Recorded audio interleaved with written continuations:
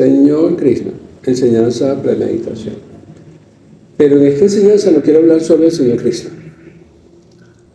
Quiero hablar del proceso donde se marca el Señor Krishna. El Señor Krishna, una deidad hinduista,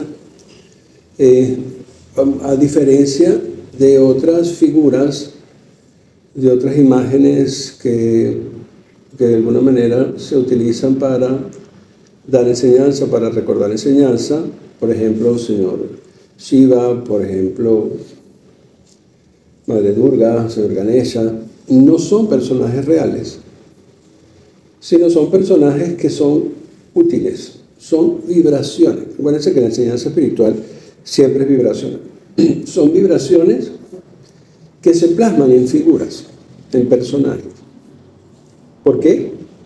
Porque una imagen dice más de 1000 palabras.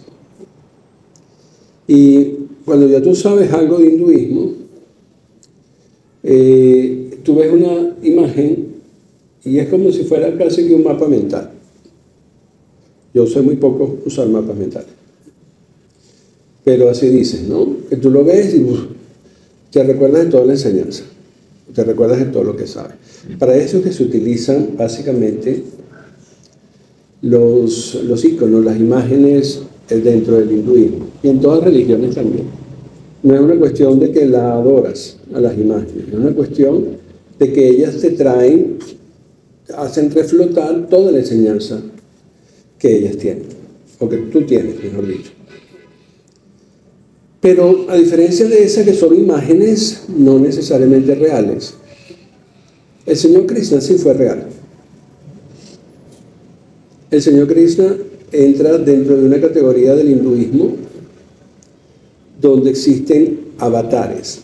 No me vi la película, no me digan si es lo mismo, no me pregunten si es lo mismo de la película porque no me la vi. Y un avatar es todo un fenómeno, un proceso gigante donde Dios se hace hombre. Y es hermoso porque si uno se quita las gringolas, vemos que tenemos un avatar. Nuestro Señor Jesucristo es un avatar. Por algo es el Dios hecho hombre. Esa idea no nace dentro del cristianismo, esa idea es del hinduismo. Y han habido algunos avatares previos al más reciente en el hinduismo que se conoce. No, el más reciente no. Uno de los más recientes que es el Señor Krishna. El siguiente que a veces en algunos está en disputa es el Señor Chaitanya, que sería posterior al Señor Krishna. Pero no importa. Esa figura de Dios teniendo la necesidad de hacerse hombre es una de las cosas para mí más hermosas que existen. Por el solo hecho, hay otras razones que no las vamos a discutir. El solo hecho de que cuando tú estás tratando de ser espiritual, perdón, el solo hecho de cuando tú estás tratando de ser espiritual, lo que tú tienes que adoptar son conductas espirituales, no conocimiento. Muchas personas saben mucha teoría, pero a la hora de la práctica de comportarse no les sirve nada la teoría. Entonces, cuando tú estás tratando de ser espiritual, tú tienes que adoptar conductas. Y todos lo saben que nosotros desde chiquitos somos muchos de copiar conductas. Un niñito aprende de papá y mamá. Y no aprende teóricamente. Aprenden de cómo papá y mamá se comportan. O cómo el hermanito se comporta. Aprende a lo positivo o a lo negativo. Si el niñito ve que una persona en su vida no le trae bienestar, pues aprende a comportarse diferente. Eso es a lo negativo. Y si lo ve como una imagen bonita, pues aprende a comportarse. Nosotros somos seres que copiamos conductas. El ser humano es un ser que copia conductas. Y de ahí sale la maravillosa necesidad de Dios hacerse hombre para que Él, siendo hombre, muestre las conductas que nosotros tenemos que copiar. Es así de sencillo. Obviamente hay otras razones por las cuales Dios busca hacerse hombre. Pero eso es, digamos, como que la más digerible. ¿Sí? ¿Eso es extraño? No, esa es la frase básica de predicar con el ejemplo. ¿Sí? El Señor Krishna fue uno de ellos. Dentro del Señor, dentro del proceso Krishna, me gusta decirlo así, porque es un grupo de eventos, de cosas, de situaciones que se integran, se entrelazan entre sí y forman algo mucho más complejo. En el proceso Krishna, por lo menos para mí, tiene 3 fases, y eso es lo que vamos a hacer hoy, escuchar hoy en la meditación, 3 mantras. La primera fase, que va a corresponder al primer mantra, es la necesidad de ese Dios creador de todo lo que existe, en hacerse hombre. El Dios creador, el mismo Dios creador o la misma figura de Dios creador que tenemos en otras religiones, en el hinduismo es el Señor Vishnu. En el hinduismo está también la Santísima Trinidad, que no se llama así, se llama la Trimurti, pero es el origen de la Santísima Trinidad, de Dios Padre, Dios Espíritu Santo y Dios Hijo, que es el Señor Vishnu, el Señor Shiva el Señor Brahma, el Señor Shiva y el Señor Vishnu. Pero maestro, no es Dios Padre, Hijo y Espíritu Santo. Así nos los enseñaron y no está mal. Pero revisen el orden de aparición de ellos en la Biblia. Yo me pego por eso. Y el orden de aparición es Dios Padre, antes de que viniera Dios Hijo, viene el Dios Espíritu Santo, en la Anunciación, y después el Dios Hijo. Por orden de aparición es Dios Padre, Dios Espíritu Santo y Dios Hijo. ¿Okay? En el hinduismo está el Señor Brahma, repito, el Señor Shiva y el Señor Vishnu. Y ese Dios Hijo es quien te tiene que devolver al cielo, es quien te tiene que llevar de vuelta. Forman un triángulo. Se lo voy a hacer como ustedes lo deberían ver. Dios Padre, Dios Espíritu Santo, Dios Hijo, para volver a Dios Padre. Y ese Dios Hijo dice, no, aquí las cosas que tienen que aprenderla en carne viva, no es teoría, en la espiritualidad nunca es teoría. Y así que déjame yo mismo enseñarles en carne propia. Y hay un truco medio malsano de Dios. Cuando una persona empieza, malsano digo jocosamente, cuando una persona empieza a ver, entiende las conductas que Dios espera de ella, una de las cosas que dice, no, eso lo puede hacer Dios, pero yo no. Más de una vez a mí me han dicho y me han discutido, cuando Jesucristo daba lineamientos de vida, personas muy religiosas, pero muy religiosas, me han dicho, no, uno no se puede comparar con Jesucristo, eso lo puede hacer Él, pero yo no puedo pretender compararme con Jesucristo ni comportarme como Él, porque Él es Dios. Muy conveniente. Porque si nos vamos a una de las cartas de Pablo, entonces no recuerdo si era la carta de los Corintios, Pablo específicamente dice, imiten a Cristo como yo lo imité. O sea que todo cristiano debe imitar a Jesucristo. Punto. Obviamente quien dice lo contrario no se ha leído la Biblia, o lo está diciendo porque simplemente no quiere hacer cambios en su vida y está justificando conductas que no deberían tener. ¿Okay? Punto. O sea que Cristo hay que imitarlo. Pero como somos animales de costumbre, de imitación, tenemos que tener a la persona. ¿Y dónde está la manipulación de Dios? Dios baja como hombre, en el caso nuestro, de nuestro Señor Jesucristo, con todas las características de hombre. Todas. Desde el miedo, desde las dudas, desde las tentaciones, desde los atajaperros, todo. Y el Evangelio está lleno de todas esas cosas, de un Jesús siendo tentado de un Jesús teniendo miedo, de un Jesús enfrentándose, de un Jesús mejor que se calla. Y esa es una manipulación, porque ahí Dios nos está diciendo, si Él lo pudo hacer, pues tú también. Porque es Dios hecho hombre, hombre no como hombre varón, hombre como ser humano, Dios hecho ser humano. Si tú eres ser humano, tú lo puedes hacer. Si Jesucristo no hubiera venido, el argumento de que es muy difícil para un ser humano sería aceptable. Pero no, es que un ser humano como Jesucristo lo pudo hacer. Por lo tanto, cualquier otro ser humano debería poder. ¿Ok? Una manipulación inteligente. Y esa primera fase se honra cuando uno está recibiendo enseñanza. Esa bendición, porque fue una bendición, fue una de las cosas más maravillosas que pudo haber sido, que pudo haber hecho Dios en hacerse hombre. Si a mí me preguntan cuál es la prueba de amor más grande que Dios ha dado a la humanidad, al universo, es haberse hecho hombre. Porque oficialmente no tiene la necesidad.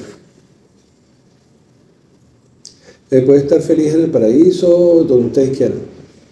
Él bajó, y se hizo hombre y padeció como cualquier hombre. No hay mayor muestra de amor. No existe mayor muestra de amor. Y eso se honra. Que Dios haya tenido esa deferencia con los seres humanos. En hacerse hombre como nuestro Señor Jesucristo o como el Señor Krishna. Porque es lo mismo.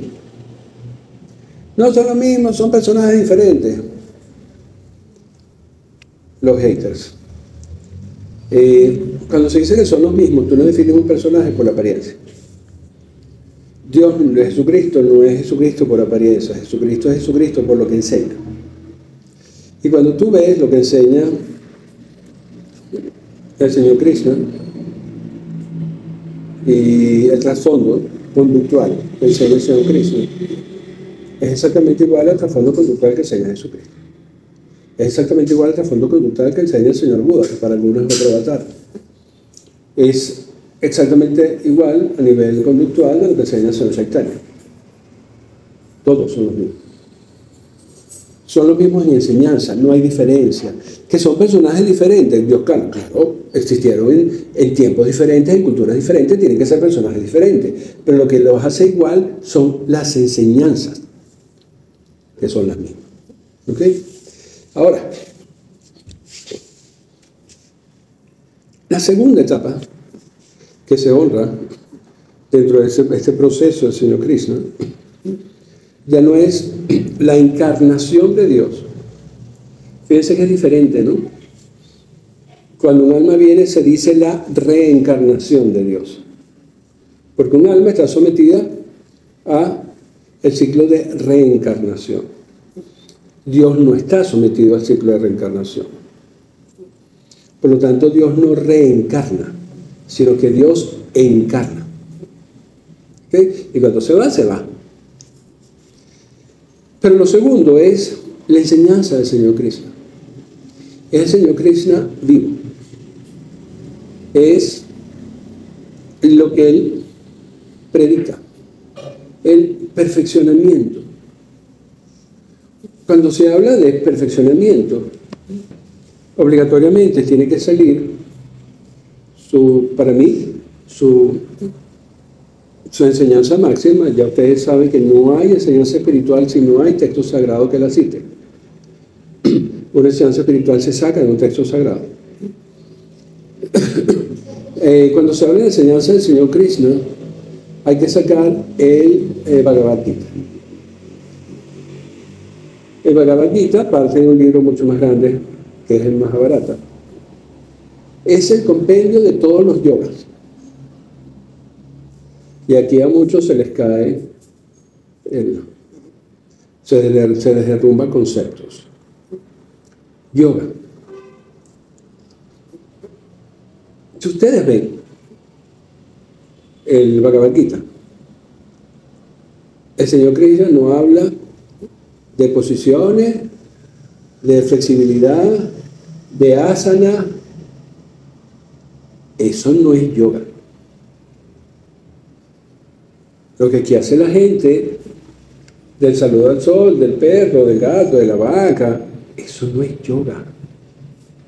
Nunca lo ha sido. Cuando mucho, eso es yoga físico. Cuando espiritualmente se habla de yoga, se habla de práctica personal. Sería triste, perdónenme que lo diga y siempre lo digo, pensar que el Señor Krishna espera que tú hagas ciertas asanas en ciertas posiciones para llegar al cielo. Y las personas inválidas no llegan al cielo. Y las personas que no tenemos flexibilidad, no tenemos capacidad de llegar al cielo. No. ¿Okay? Que el yoga físico funciona, claro que sí. Pero que te optimiza tus energías, y si optimizar las energías siempre va a ayudar. ¿Okay? Pero los verdaderos yoga son enseñanzas de cómo comportarte en ciertas situaciones, qué práctica tienes que hacer y sobre todo cuál es la forma correcta de ver la vida. ¿Okay?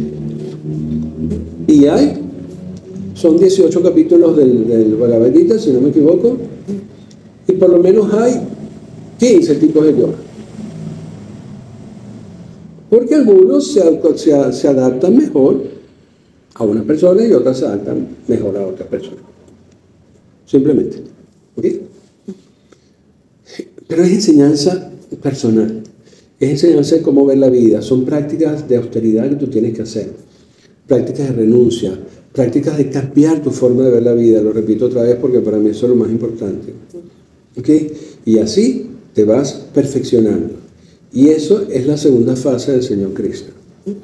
La primera es la reencarnación como hombre del Señor Vishnu. Y la segunda fase es la enseñanza. La transformación que tú tienes que hacer. La tercera fase es tal vez la más extraña. Discípulos ya lo saben. Lo voy a decir aquí, a lo mejor no se va a comprender todo, pero no voy a poder explicar completo. Es más, no lo voy a decir porque lo estoy grabando. Voy a dar la fase, pero la tercera fase, pero no voy a dar detalle. En la tercera fase surge otra coprotagonista. ¿Que es quién? La señora Radha. Oficialmente es Radha, como para nosotros la H muda, entonces Radha. Pero tiene que ser con una J muy suave. La señora Radha, que más allá de ser un personaje histórico, se convierte también en un modelo a seguir. ¿Se recuerdan lo de la conducta? ¿Se recuerdan que tenemos que imitar conducta?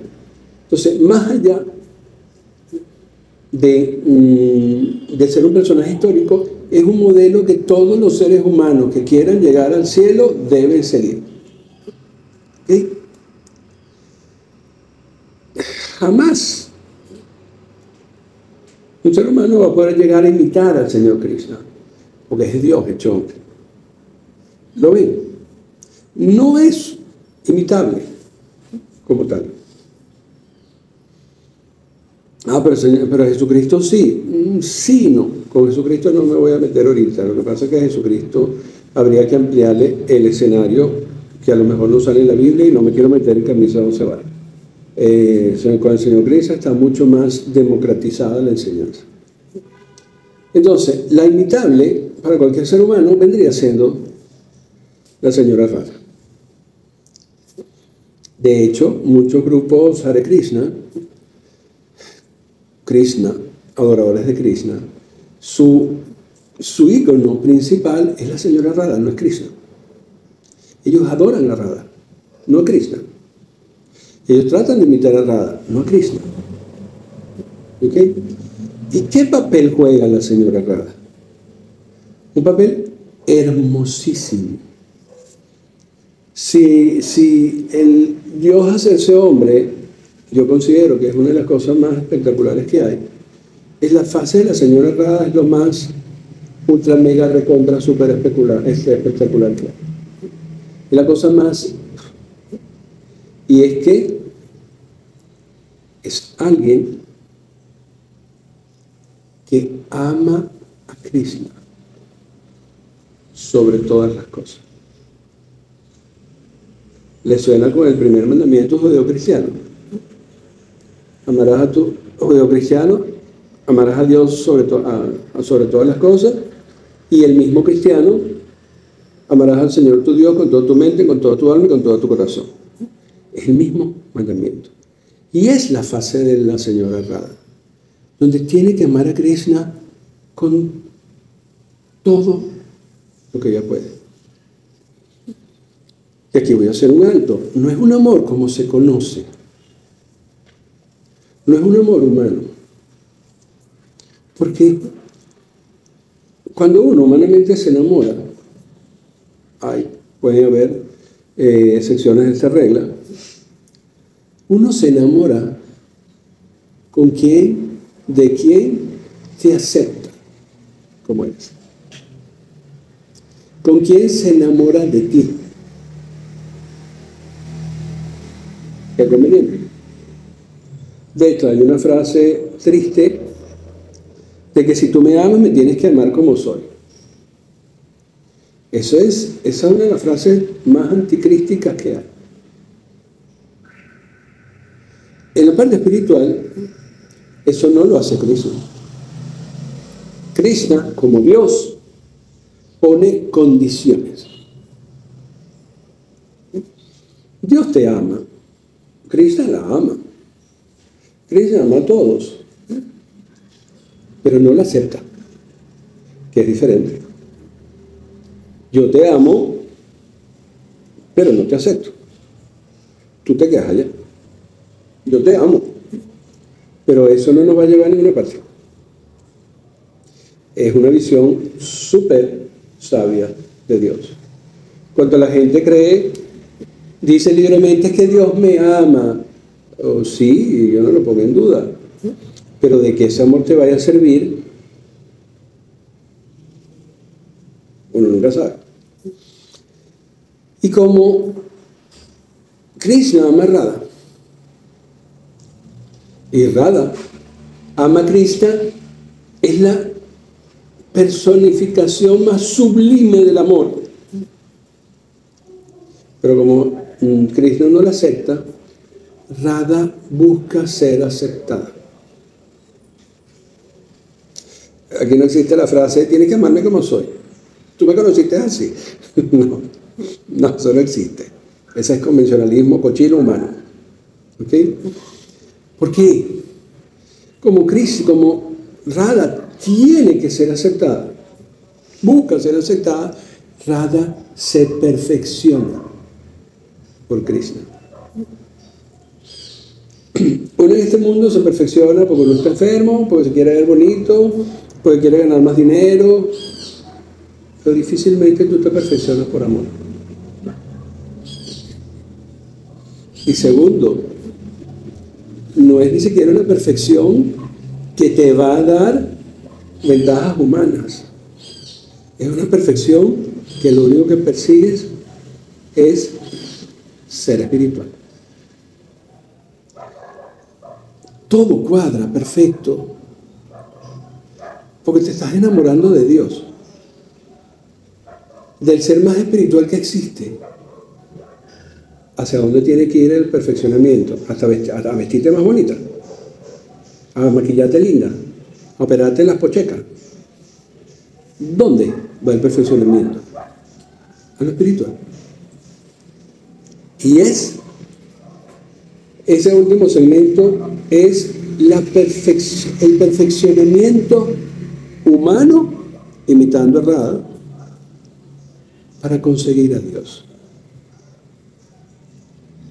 Y cuando uno estudia los textos que son medio novelas, son relatados como novelas, como historias.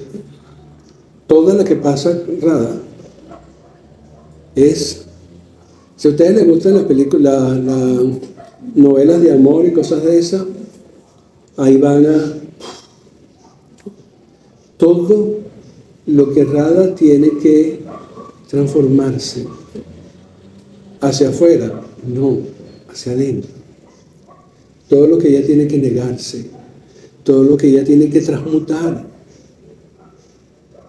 simplemente para que Krishna la acepte.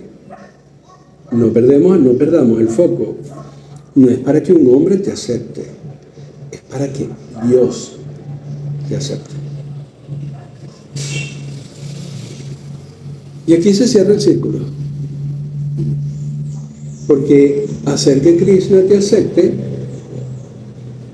es llegar a Dios. Solo que te pusieron fácil porque en ese proceso Dios no está arriba, sino abajo contigo. Es muchísimo más fácil. Y por eso es parte del amor de Dios. Venir aquí abajo para que tú te puedas enamorar de Él. Y ante ese amor, que a veces pareciera humano, te perfeccionas para Dios. Y se cierra el ciclo. Obviamente esto puede parecer muy poético, muy así idílico, pero hay que recorrer un camino.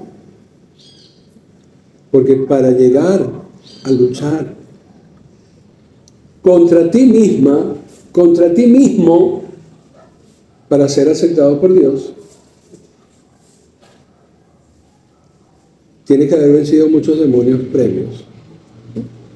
A lo mejor con el Señor Shiva, con las otras deidades.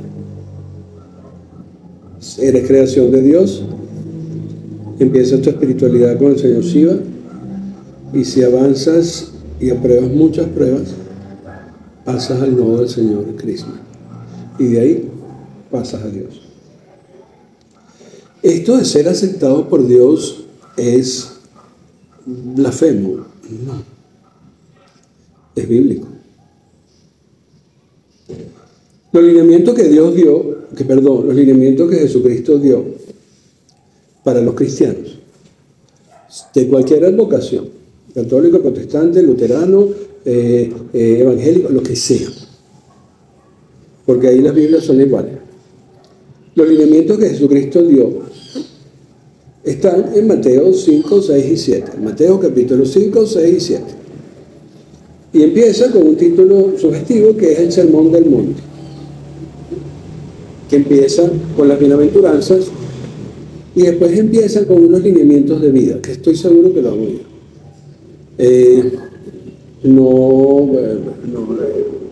Ama a tus enemigos, pon la otra mejilla, bla, bla, bla, bla. Básicamente lo tienen ahí. Son 17, 18 lineamientos, dependiendo como tú lo subdividas. Y al final, mediados del capítulo 7, Mateo 7, después que Jesucristo dio todos los lineamientos, que son muy similares al Bhagavad Gita, mucho más resumido, Jesucristo dice algo espectacular, que nadie le para porque no conviene. Jesucristo dice algo así como que no todo el que me dice Señor, Señor, Señor entrará al reino de los cielos, sino el que hace lo que mi Padre le mandó, haciendo referencia a lo que él acaba de enseñar. O sea que, Jesucristo, yo te amo, yo te amo, yo te amo. Sí, yo también, pero fájate a cumplir. Eso es Krishna. Mi Señor, yo te amo, mi Señor Krishna, te amo, Radha. Y Krishna dice, pues yo también, pero fájate a transformarse. Fájate a perfeccionarte. Y el sermón del monte lo que hace es perfeccionar a la persona. Es lo mismo. O sea que esos que creen que por definición son hijos de Dios y por definición Dios le ama, que lean la Biblia. Y no se necesita mucho discernir ni mucho investigar. Está muy clarito. Hay otro, 7.14 creo, 7.11, que Jesucristo dice lo mismo, pero algo así como no es todo el que me dice Señor, Señor, Señor entrará en el reino del cielo, sino los que cumplen la voluntad de mi Padre. Y cuando lo cumplan, mi Padre y yo iremos a morar en él. La gente se come el cuento de que yo tengo a Dios en mi corazón. No, está muy claro. Para que Dios venga a morar a tu corazón, tú tienes que cumplir todo lo anterior. Y es bíblico. Es bíblico. Y es hinduista también. Y es Señor Cristo. Sí, yo te amo, sí, tú me amas, pero eso no te va a llevar al cielo. No todo el que me dice Señor, Señor, Señor, o no todo el que me dice amor, amor, amor, va a llegar al cielo. En el caso de Cristo, no porque es Dios, sino el que se perfecciona. Y esas son las tres fases que uno aprende, aprecia y se esfuerza en el caso de que esos procesos uno tenga la fortuna de vivir. ¿Okay? De Bhagavad Gita siempre se puede aprender cosas. De honrar la presencia de Cristo en su momento y de Jesucristo, obviamente, siempre se puede hacer. El que a veces no es posible es la tercera fase. ¿Ok? Pero no importa. A lo mejor en alguna vida puede llegar a ser posible. ¿Ok? Vamos a cantar estos tres mantras. Y tienen bastante para reflexionar.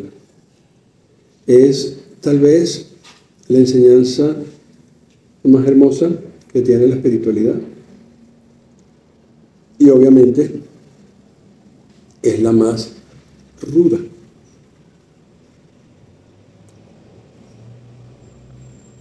Porque humanamente se puede decir, pero si yo lo amo, ¿qué más quiere? Mucho más. Mucho más. Pareciera, y es una frase mía que siempre recuerdo, pareciera que amar a alguien es suficiente. El sentimiento más sublime no es amar a alguien, es esforzarse por cambiar por alguien. Eso es lo que demuestra el amor. Eso es lo que demuestra el amor. Amar a alguien no es el sentimiento más sublime, sino el esforzarse por amor, a esforzarse a cambiar por amar, por amor de ese alguien. Y eso es lo que se enseña en la espiritualidad. Que si tú de verdad amas a Dios, te tienes que esforzar por perfeccionarte.